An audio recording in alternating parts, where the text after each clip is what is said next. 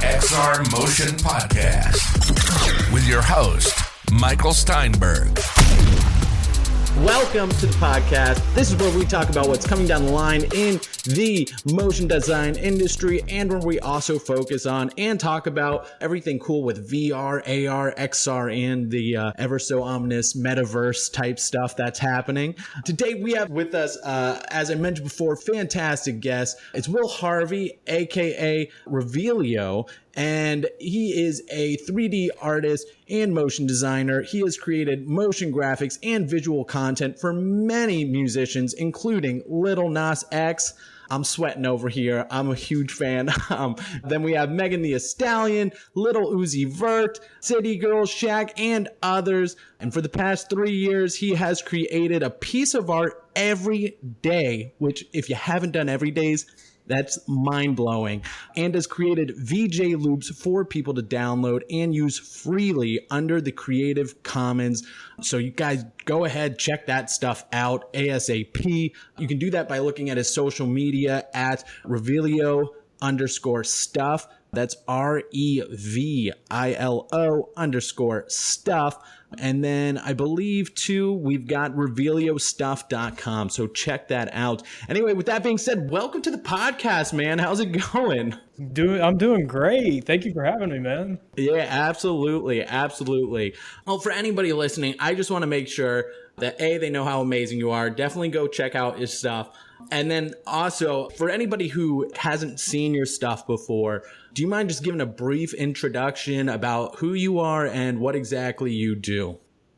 Yeah, so I'm a motion designer and digital artist, mostly in the 3D world. I use Cinema 4D and Adobe software to create the everydays and any sort of work I do, whether it be album art, visuals for artists. And I do a lot of stuff in the musical world, which include the album covers and mostly VJ loops for these rappers or EDM artists or whatever it is. I love your VJ loops too. I've seen people like you, Beeple, a lot of, David Arya doing the VJ loops.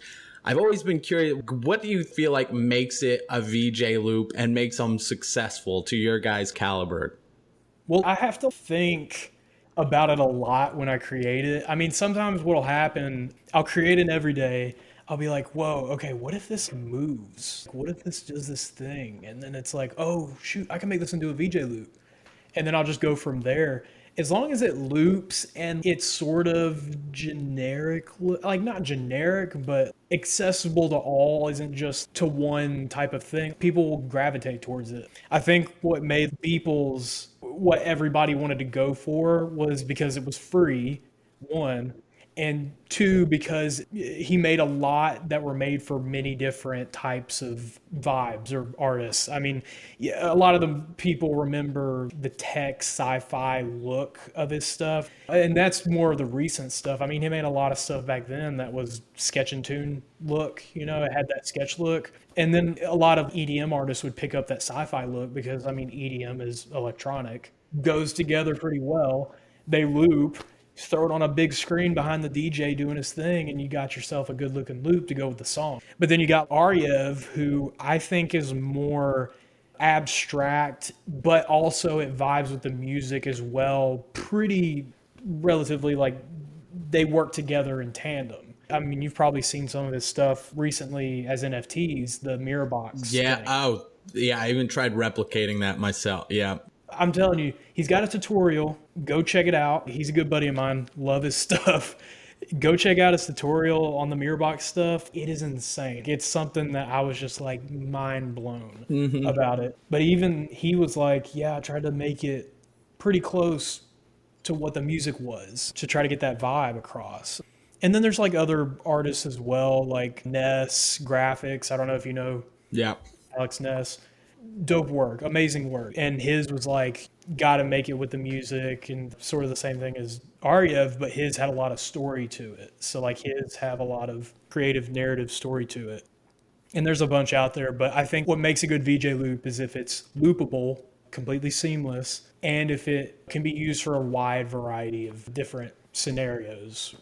I feel like concert visuals, especially now with video and TikToks and all these things, I'm just shocked at how advanced performers have gotten their visual effects recently, like at these concerts and these festivals.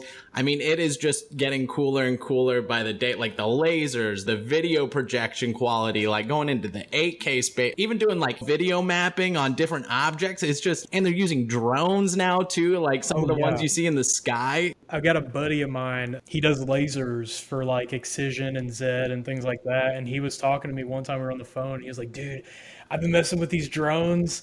They go up in the sky and they have the freaking like thing on and they show like your name. And I'm like, whoa, that's insane, because they're working on that stuff and it's just crazy. I mean, it's crazy to think that back in 2007 when Daft Punk started gathering like all this equipment and like video screen stuff to show for their, I think it was their live concert tour thing. And that was like the biggest thing at the time because no one had seen it before. But when you look at it now, you're like, Jesus, that's like that's like pixels on a thing. Like it looked like just these assortment of designs and stuff. Yeah. And now it's gotten to the point where like Excision, his entire show is based off of the visual. He handpicks these artists to go in and like make visuals specifically for a song. It's so awesome. It's crazy. And he puts this entire performance together from start to finish based off of those visuals. And it's crazy to think that that's the thing now, that it runs in tandem. The visual and the audio go together. I would love for there someday to be almost a way where people are able to produce visuals like on the fly, kind of almost like in a metaverse type thing. It's almost like an instrument, you know what I mean? Like I've seen little things, but have you seen anything like that? I see you kind of. So I think that somebody was trying to do something like, I can't talk a lot about it, but but I've been trying to do that personally, going into Unreal and basically creating on the fly like changes throughout the set or something. So I would go in there, throw a cube, let's just say it's a cube, throw a cube in there, and then on the fly I can go in with controllers and just like up the scale of the cube, and just like in the middle of a thing you can have the cube. And I mean, deadmau5 does it. deadmau5 does it live. Like all the visuals are live, including the graphics on there. He can change the thing and do that live. He's created his own program through that. So, but I'm pretty sure there's a few people that are trying to get into that space. It's just hard to do with the limitations of technology at the moment. Yeah. But it's coming. Oh man, I'm just so excited about the future. The future's so dope. It's gonna be. Yeah, it sounds dope. I want to be part of it if that's the case. If you're getting into that, I recommend, I don't know if you know who Jonathan Wimbush is. Oh, of course. Yeah. He's great. Amazing. What up? Go check out his site because he's got a few things on there for that specifically in Unreal, I think. Plus, I think he's released a few things based off of that. Love Jonathan Wimbush, and I think, he's definitely one of the, dare I say only, I mean, I have seen other tutorials, but he's just consistently putting out amazing content for people in Cinema 4D who want to get into Unreal Engine, and they're just, each one is just such a great episode. Every time he posts, I'm just all about it. He's a fantastic artist and definitely leading us into that little crossover bridge, which is really exciting. Well, cool. Well, let's jump into, I even want to ask about the everydays. What is it like doing everydays for 3 years? Just tell me, where was your head at when you started? Just maybe give us a little journey, if you will, like a story about this journey to how you got to where you are now. I don't know. It's weird. It's hard to explain. It's almost like I see it as like an athlete's mind towards it, or like a bodybuilder's mind towards it. Like if I miss a day, it's not good because I can't miss a day. Got to get them games. You know? It's that type of thing. It's that mentality. I think that's the mentality that went into it when I started, was like, I want to get better at a program.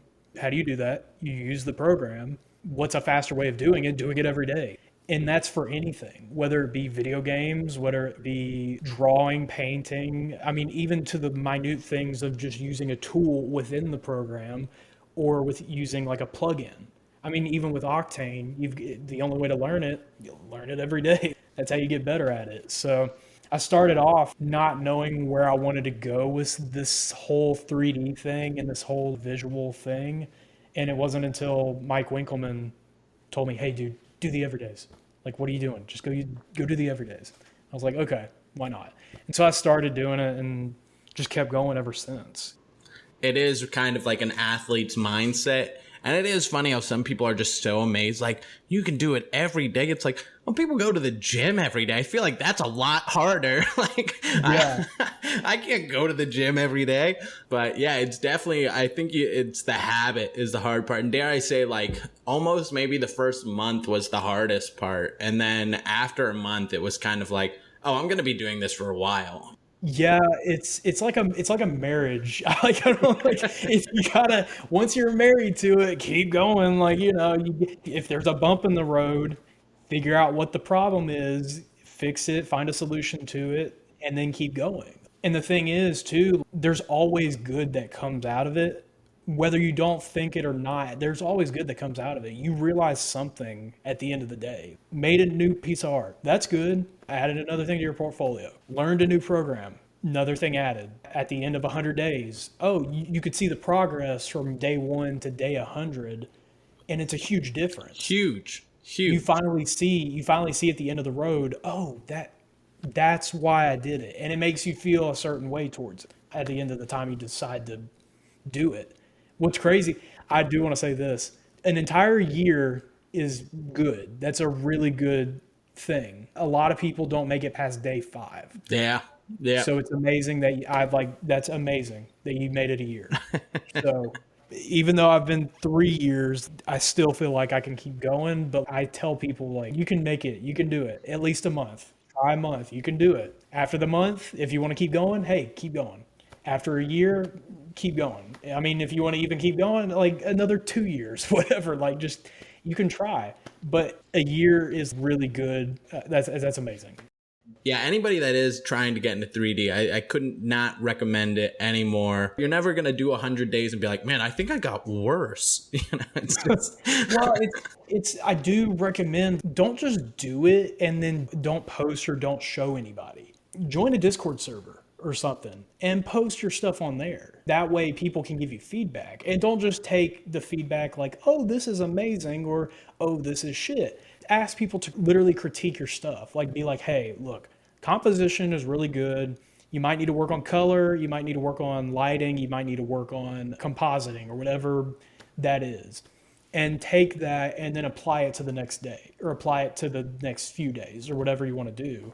Or just, if you're brave enough, or if you want to do it, post it to the world. Show everybody on Instagram, Twitter, whatever, and just let people see it. You don't need to have it sitting on your hard drive. Show as many people as you can.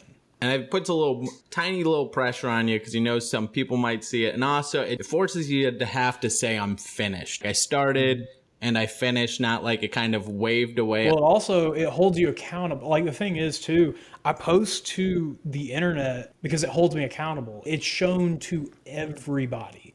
So if somebody goes to your page and is like, wait, where's this day? What's going on, dude? Come on, man. Where's the everyday? It keeps you accountable of your own progress. So did you have at any point where your everydays, maybe any of them like catch on fire, or maybe like get a lot more views than the ones compared to your other ones? Or I do say post to the internet to like show everybody, but I don't look at the likes, I don't look at the comments, but I take feedback from DMs and things like that. And it was one day, it was like a few everydays ago, a family member was like, dude, man, look at this. And I was like, what? They sent me the link to the everyday, and I looked and I was like, oh shit, okay, that's like 20,000 likes like in like 2 days. I was like, whoa, okay, that's cool, I guess. And they were like, dude, you like grew from like this amount of followers to this amount. I was like, oh, okay. And I wouldn't have known. Like, I don't look at it.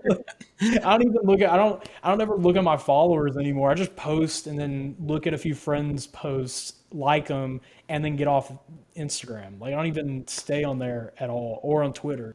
Yeah, that's smart. Do you like Twitter more? Or, I mean, I know you don't really use it, but do you have a preference between Twitter and Instagram? I mean, I use Twitter like, I'll post the everyday and then hop the fuck off. And I think it's because, like, if you get on Twitter, I mean, this is for any social media in general. If you get on there, it's just all people speaking their mind about just anything, and I'm just like, man, I'm here to like post an art thing and then get the fuck off. I'm not here for a lot of things. If you want to show me a cool post about a dog, cool. Show me the post about a dog. Or if you want me to see your family photos, cool. I'll take a look. But I'm not there for the entire conversation. Like, I just want to get on and get off. Stay in reality a little bit. Oh, but I guess answer the question. Instagram a little bit more, just because that's where I started. I get on Instagram, post on there, and then go post to Twitter. It's rarely that you'll ever see me post to Twitter first. I'll be on Instagram first. And if it is, it's because Instagram's crashed or some shit. Well, for the younger audience, dare I ask, thoughts on TikTok? Have you been trying to dive into that at all, or?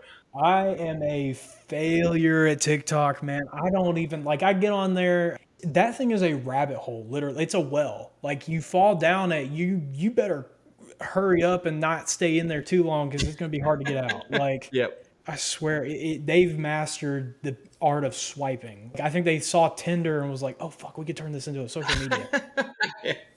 Like, they've got it down pat. It's easy. You just go up and you just see whatever. But I think it's always evolving. So if you can try to get in there and be that first one to do something, you've got it down pat. I think a good example of it was Ren from Corridor Digital. You know what I'm talking about? Yeah. Oh, yeah. He posted a video of his most satisfying video thing, and it was like the puzzle piece sliding into the thing and falling down. And that's like the third highest viewed video or liked video on TikTok. Wow, I did not know that. And it's like, what the fuck? And it's because he finally saw the pinhole, threw that bitch through there, and it just like stuck. Yeah. Like, it just went in there, you know? So, and like, it worked. And so, like, I think if you find that pinhole, get that right video in there, it'll just click with people. Whether it be 3D, whether it be you're dancing or some shit. It's there. You just got to find it. I don't think I've locked into that just yet, or I think I just got to experiment with it more and figure it out. But yeah, these younger people know what's up. Like, I got into TikTok late. I was one of the few people that was like, what is, it's a dancing app? Like, will this stuff work? I mean, I'll join, and then I got stuck in the rabbit hole, swiping away. That thing is just, it learns who you are as a person and then force feeds what you want to see in your face. And it's not actually what I even want to see. No. I keep wanting to see just 3D stuff, and maybe the first 3 or 4 are really cool. But then I'm like, oh shit, I'm stuck now. Like, now I'm in this cycle, yeah. You know? Oh, it's the funniest thing, because like they now have added the little TikTok ad that says, hold up, you've been swiping a little bit too long. And then you're just like, fuck that, I'm gonna keep going. Like, I'm gonna swipe that warning away. Keep going. Every time I will see that same guy, he's like, hold on, you've been swiping a little bit too long. I'm like, and I think I need to actually like listen, because I think I'm on there for like an hour if I get on there. I'm so surprised they haven't actually had an app that will auto lock. Like, I've tried downloading maybe a dozen different apps that will just automatically lock me out of all social media apps for either a certain amount of time or after a certain amount of usage. And all of them have the easiest like ways to get around it. You just press OK. It just gives you a little warning. But I would just love one that forces you out. I mean, I think it's the same thing as like going to work out. You need to pressure yourself into not doing it, and then keep on that like grind of not doing it. Like, it's an addiction. Like, I think everybody has the same addiction at one point, unless you're just completely off the internet or off whatever. Like, even like my grandma has the same addiction. Like, she gets on Facebook every day. You know? Like, everybody's got it, and I think everybody's just wanting that same rush of dopamine. Yeah, dopamine rush. Like, everybody wants it. Like, it feels good to just keep swiping. But I think when you pressure yourself to not do it, that's when it'll start to change. Yeah. Going back to your general workflow, what programs do you gravitate towards using? I know you said Cinema 4D and Octane. Is there any other programs? And then also, why do you use those over maybe Blender or Redshift or Maya or anything like that? I did start out in Blender, So I'm not like a Blender hater. It's just at the time when I started Blender, it was just so hard to get around not only the UI, but the tools, and it was just super confusing. So when I decided to use Cinema 4D, like their free license or whatever, I decided to, or the Lite, I think it's C4D Lite or Yeah, on something. After Effects. Yeah, I wanted to go use it. And I was like, oh, this is a lot easier because it's the equivalent of just telling you what to do. Like, hey, you want to clone something? There's a cloner. Like, it literally is called Cloner. Like, you just drop it down and it'll clone whatever you want to clone. So it was a lot simpler to use. That's why I migrated. But anybody that's starting out now, I will tell them, do you want to spend money or not? Which one do you want to? And they're like, well, I don't want to spend money. Go to Blender. Like, just use Blender. It's now super easy it's easier to use than it was back then. Not only that, it has an amazing renderer within it, Eevee or Cycles. You could choose whichever, like Eevee's pretty freaking quick. You're not going to be disappointed with it. Plus, you can get Octane for free with Blender. Really? You can go on their website, download Octane for free on there, and just use it in Blender. Like, I know there's an artist that uses Blender, and he also uses Octane with it.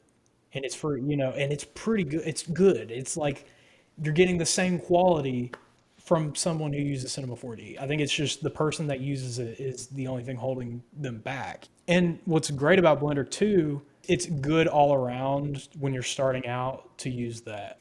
It's got compositing features in it. It's got layering and things like that for like post effects. There's no excuse to not create when it's free and it's all online. But if you're wanting to get into like more industry standard stuff, Cinema 4D I love. It's easy to use.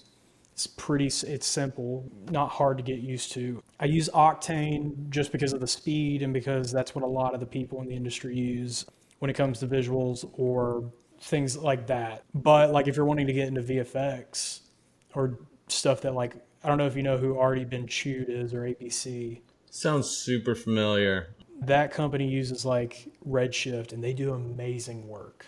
I think if you're wanting to get the more detailed looking renders, like close-ups of plants and details and textures and things like that, Redshift is a way to go. I know people who can do it in Octane, but you just have more setting capabilities within Redshift. I mean, you can click like 20 million buttons to get the look that you want. Whereas Octane, it's like ready to go when you open the program. You don't have to mess with a lot. It's right there. Yeah, and then there's like V-Ray and Corona and Arnold. Arnold is amazing. Arnold has an amazing sketch and tune, sketch look that renders pretty quickly, and I think it's really good if you're wanting to get into that. I recommend that too. But like, yeah, I just use Cinema 4D Octane, Adobe Photoshop, Premiere for editing, and After Effects for compositing. Yeah, I'm trying to get into DaVinci Resolve. That's a goal right now, is just to use that just for color grading, but I just haven't been able to lately. It's free too. DaVinci Resolve is free. I didn't realize, I was on a Discord call with someone like a few months ago and they were like, dude, yeah, DaVinci Resolve, it's free now. I'm like, what? That's industry standard software. Yeah. It's now available to the public. Like we had to hire DaVinci artists back in the day because they even just had the program. So that was like when we would freelance out color correction. That's wild. That's wild. I'm definitely downloading that after this.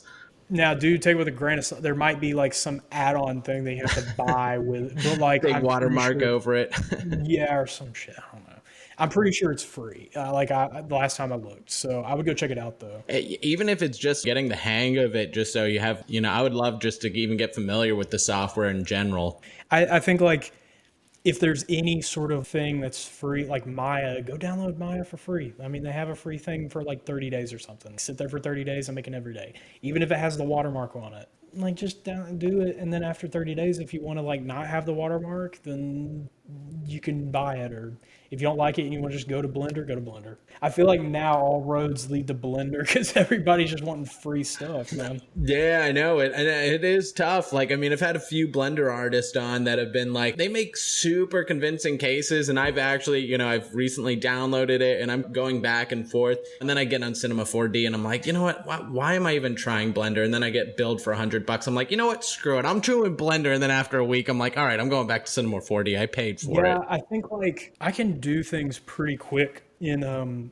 Cinema 4D just because I've known it. Not only that, like it's super simple. It's a button click. It's right there. Whereas in Blender, I have to dig through all this garbage just to get to what I want. And I'm pretty sure there's UI changes that you can do on your own, but it's like, I don't want to sit there for an hour or two just to do that. Like, but I've seen amazing stuff come out of Blender, stuff that would like put me on my ass, just like, what the fuck? Like, just crazy stuff. So there's just no excuse nowadays. Yeah, the tools are definitely out there no matter what you want to do.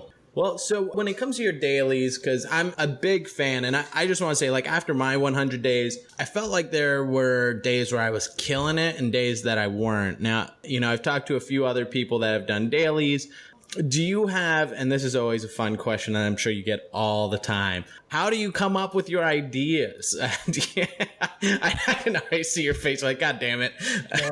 No, I get asked that a lot just because that's the main thing. Like, how do you come up with it? It's like, I think, and this is for anything, you can get inspired by anything.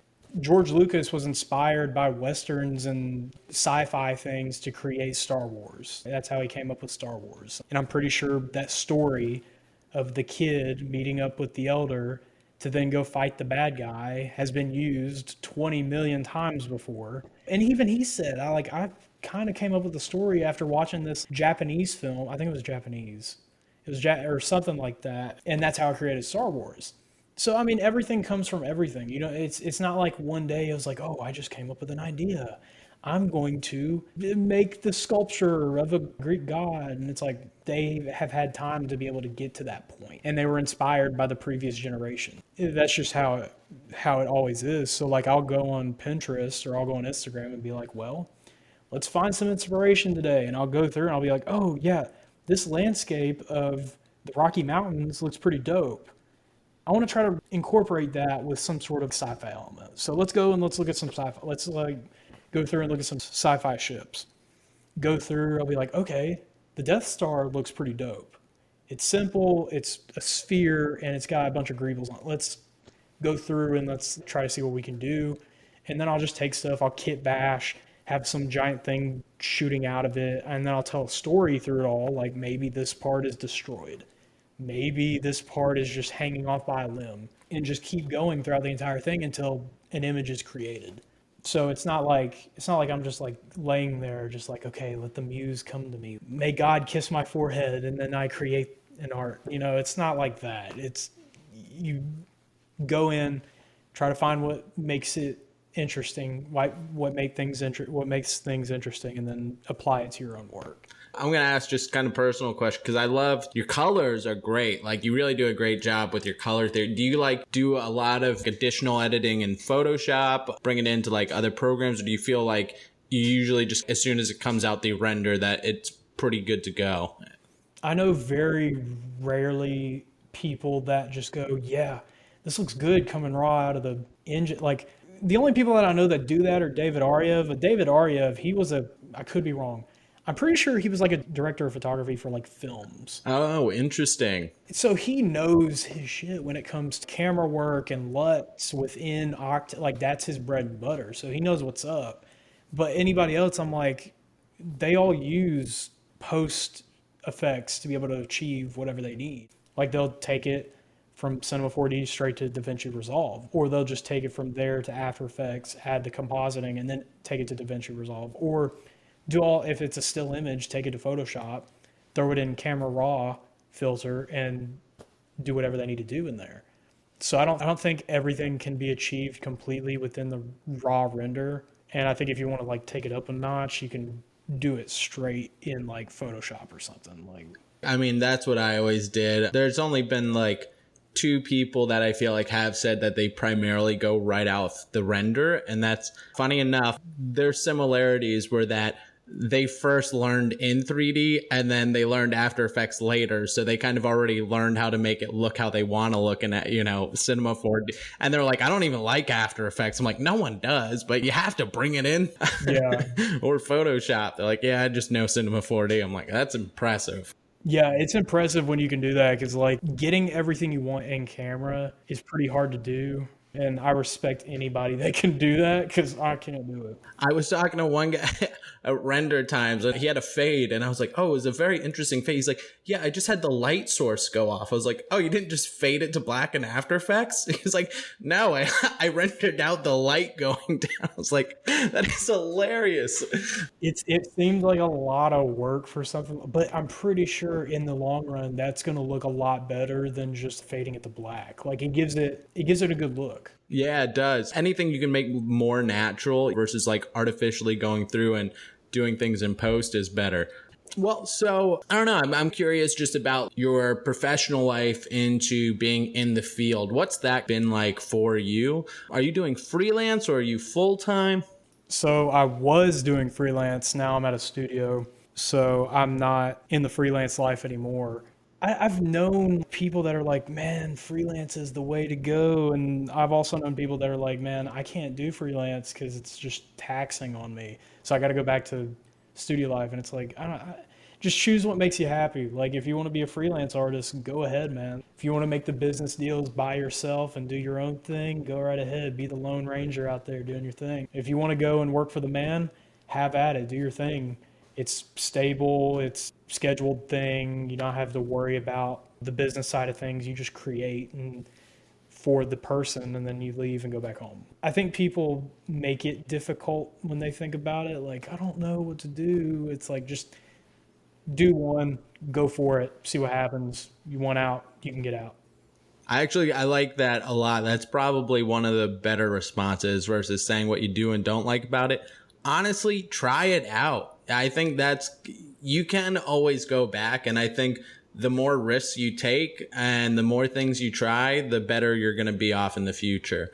Oh, I mean, be smart about it. Like, I mean, don't go into freelance life like, hey, I got $3 in my bank account and I'm about to do like, I'm quitting my job. I'm moving down. yeah, like be careful. Like do think. Like don't just jump into it thinking that it's all going to be daisies and roses. Like just have some thought before jumping into it and then go do it. Prepare for the worst and then hope for the best. Yeah, absolutely. With a smart mind, and for anybody doing full time, always get a few clients before switching. That's the key. Man, you'd be surprised. Like there are some people that'll jump in there without anybody, and I'm like, are you just like gonna post to LinkedIn and hope somebody bites? Like what's hold it, like give it a little bit and then go into it. Yeah, having a steady clientele is definitely going to be the number one thing that holds you up through the transition. Yeah, definitely. Let's go a little bit into the future of the industry. Where do you see the industry being in 5 to 10 years? I don't even know. To be honest, I'm pretty sure like 5 or 10 years ago, I was like, oh, we're going to be like jacked into the matrix, and now like, I mean, we're at our computers facing a screen all day.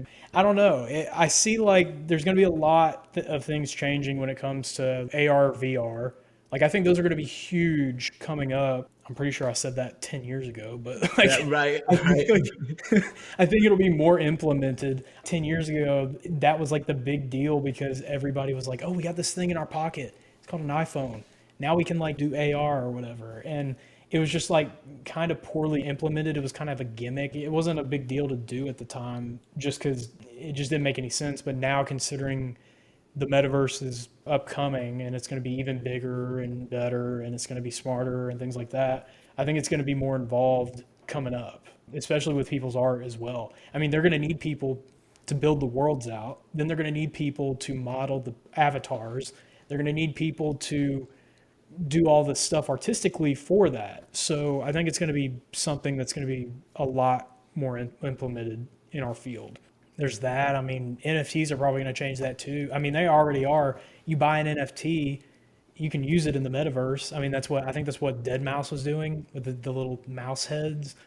So like you buy that NFT, go into the metaverse and you got yourself a little dead mouse head on your character. So that's coming up with NFTs. I think it's just going to allow for a lot more people to create not only for themselves, but for other people as well. I think we're almost pretty much on the same boat with that. I mean, yeah, I definitely see the future definitely going more into like a VR AR route, or maybe not more, but there being a lot more of that, where maybe the 2D imaging for the people that still don't want to be in that, it will also expand a lot more.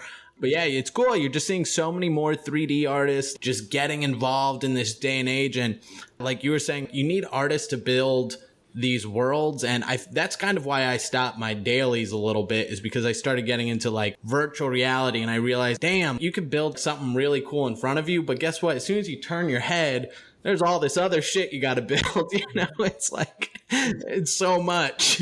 Yeah, it's a lot. It's a lot. It's just crazy to think about.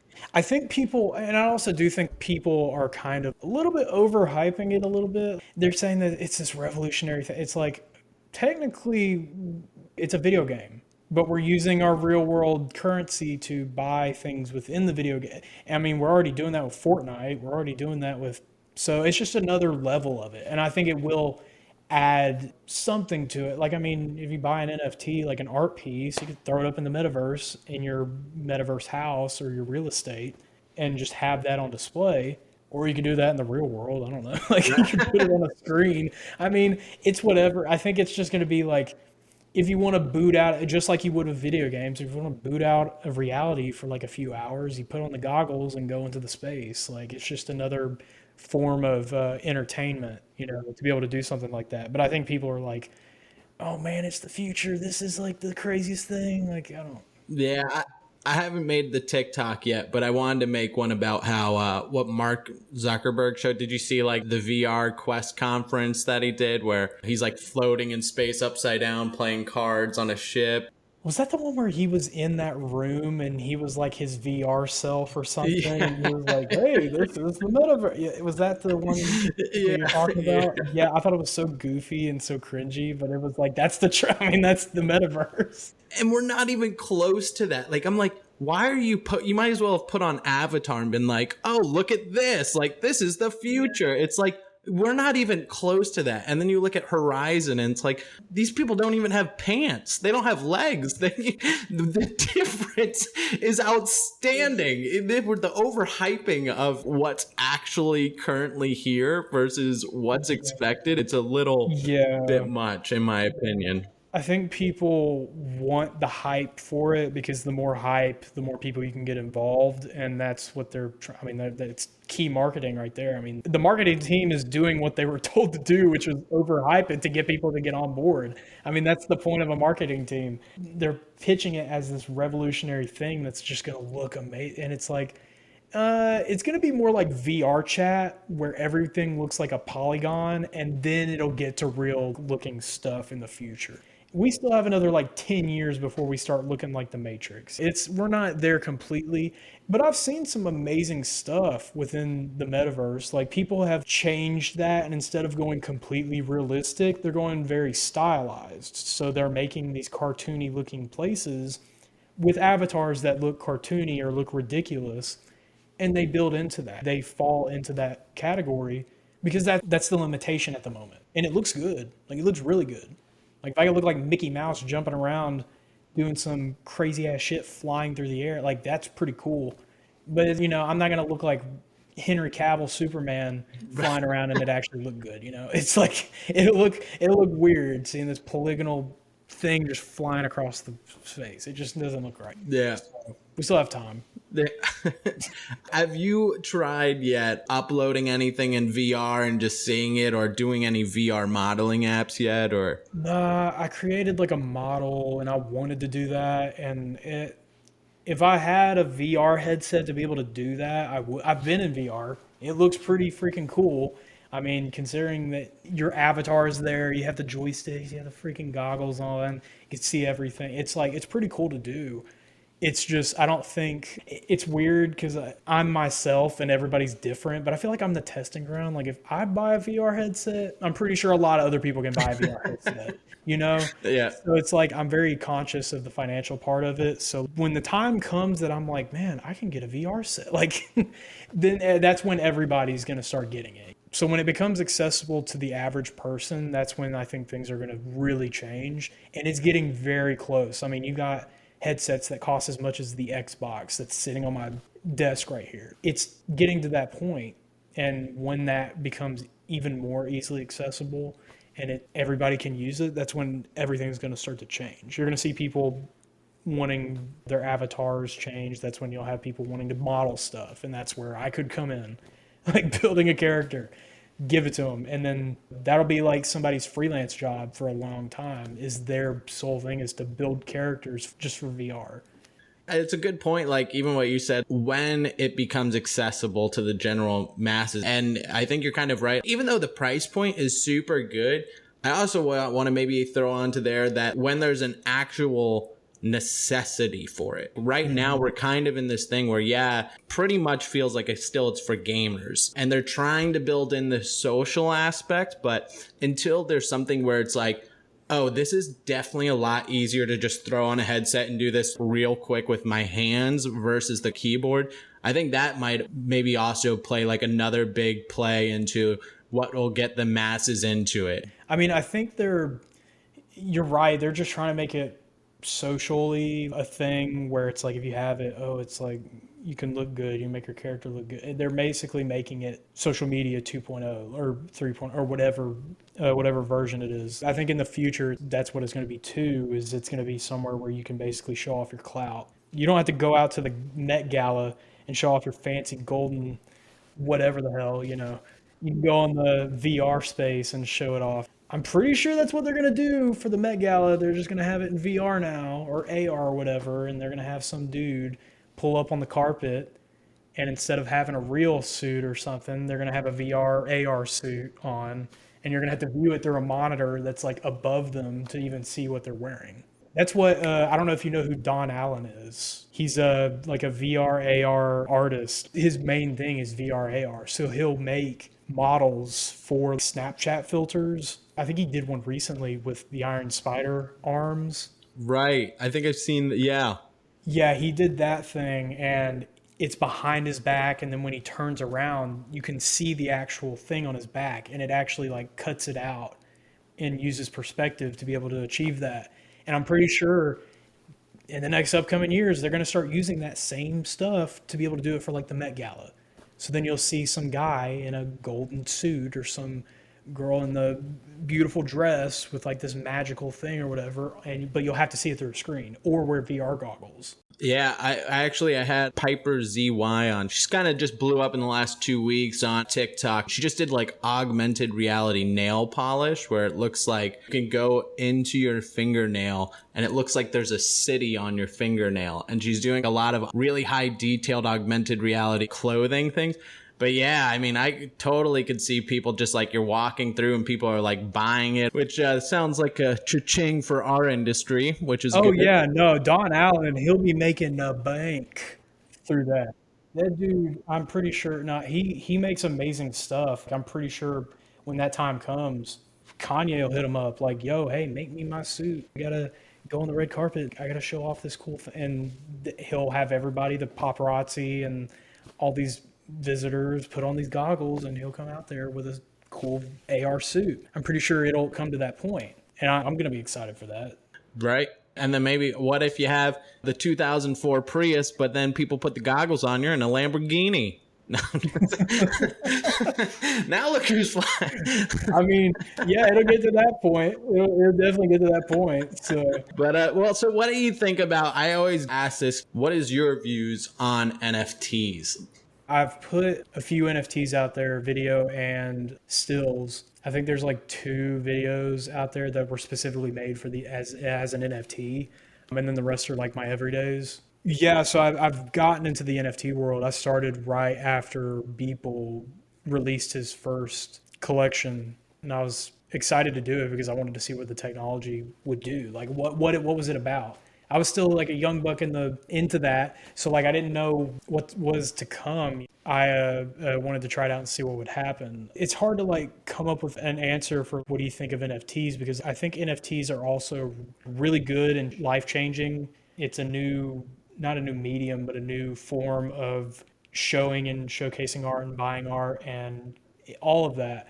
But it can also be very saturated. Like, I mean, right now you can see with all these new collectible things, it can get saturated and get lost. You have to dig through the forest just to find what you're wanting to buy or like what you're wanting to look at. I've been hit up in the DMs by these bots that are like, buy my new board elephant crap, buy my party apes, buy my like dangerous lions. And I'm like, what is going on? And then I'll look, I'm like, this isn't even, it's just these people are trying to get on a cash, like they're trying to get cash quick. And I think like in that sense, when these people are trying to buy these bored apes, it's cool that you're wanting the bored ape, but it's like, I don't know if I want to get the bored ape. One, it's too much money. And two, like, I'm not the type of person that's like, I want to buy a collectible.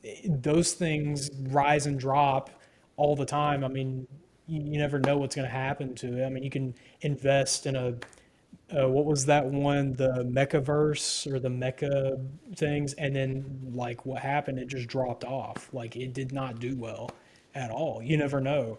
But like I would buy an art piece that somebody made as an NFT because I see value in it, not only just like, oh, the value could go up depending on if this artist creates more art, or they could sell a piece of art to somebody famous. Beyonce buys their art, and it could make the value of the art that I bought rise up. But also, I will actually enjoy that piece being on my wall, or being on my screensaver, or being on an album with all my family pictures on a slideshow or some shit. It's like I would enjoy seeing that and not just having, oh, my profile picture on Instagram is a picture of a pixelated ape.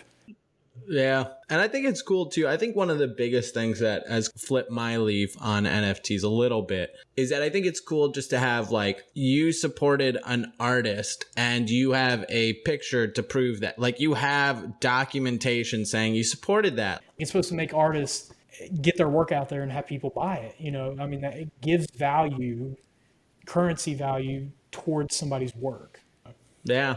Well, I have two questions for you. Just going back to the 3D things here, and we'll wrap it up here. Do you have any favorite plugins or software that you're using right now that's new?